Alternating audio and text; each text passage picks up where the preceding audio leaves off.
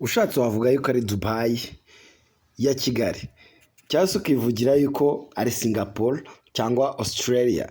Ni umushinga ugiye gutwara akayabo karenga miliyari 115 z'amanyarwanda. Ni umushinga Lambahizi witezweho guhindura isura ya Kigali.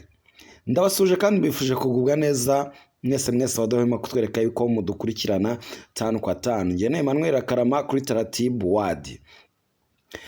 Shimira n'ababa mwarakoze subscribe aho mwamwerere hose, haba abaherereye state muri Europe, za Canada, Australia ho navugaga, muri Aziya hose, muri Afrika, abaturanyi b'u Burundi, abakongomani, abagande, abanyakenya, abanyatanzania, ndavuga ubwo n'abanya Saudi, abo bose ndabasuje.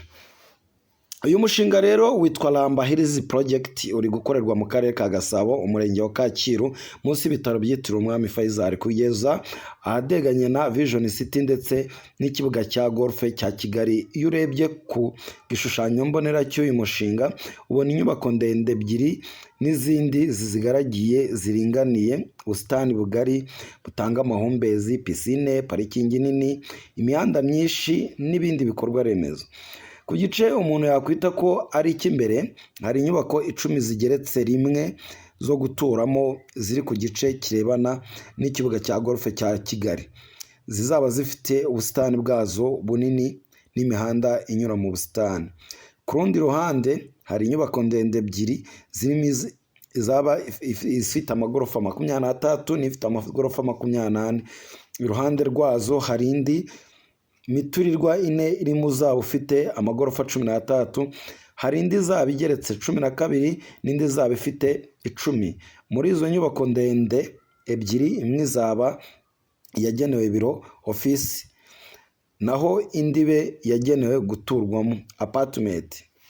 Hazubakwa pisine nini ndetse na parking ifite ubushobozi bwo kwakira imodoka zirenga 1400. Hazaba kandi hari na hoteli ijyanye n'igihe, amaguriro agezweho, malls n'ibindi byangombwa byose byibanze nkenerwa ku buryo uzaba ahatuye atazagira icyo akenera ngo akibure hafi.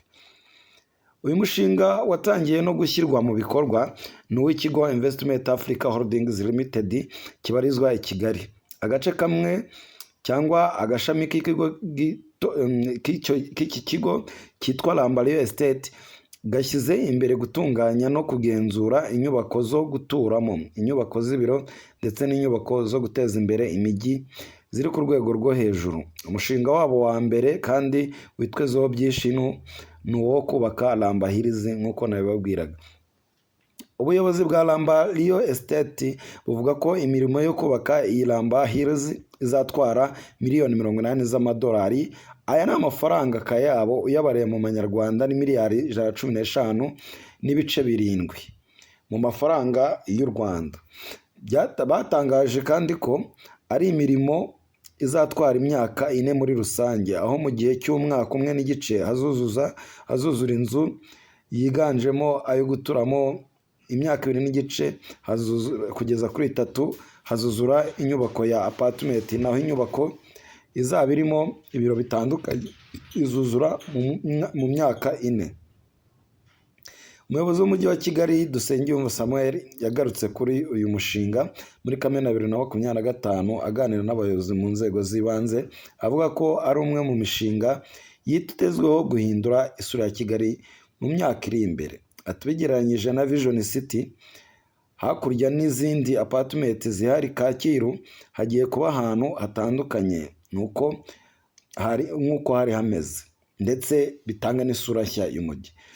Twimura abaturage, abantu babivuzeho amagambo menshi cyane atandukanye, ariko iki nicyo cyerekezo cya Perezida wa Repubulika wacu, haba no muri gahunda ze za buri munsi ndetse n'iz'abaturage basanzwe. Lambahizi rero yitezweho guhindura isura y'umujyi wa Kigali mu buryo bugaragara neza. Witegereje izo nyubako uhita ubona yuko ino miturirwa ari imiturirwa idasanzwe iyo dukunze kubona za Dubai n'ahandi hantu henshi hateye imbere.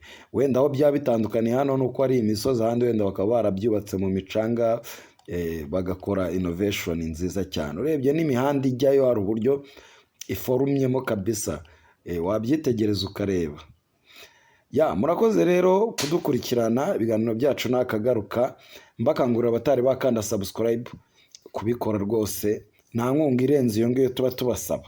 Gukanda subscribe, ugasangiza mugenzi wawe uciye kuri share, ndetse ugakanda like, ugasiga n'igitekerezo muri comment, ubundi tukazajya tubagezaho ibiganiro bitandukanye, tunabiseguraho ko twari tumaze iminsi tutabagezaho ibiganiro bitewe n'uko ngewe wabikoraga nyine nari mfite akabazo k'uburwayi, ariko ubu tugiye noneho gutwika kabisa kahave. Ibiganiro byacu nakagaruka, ngende Emmanuel Karama, ciao ciao.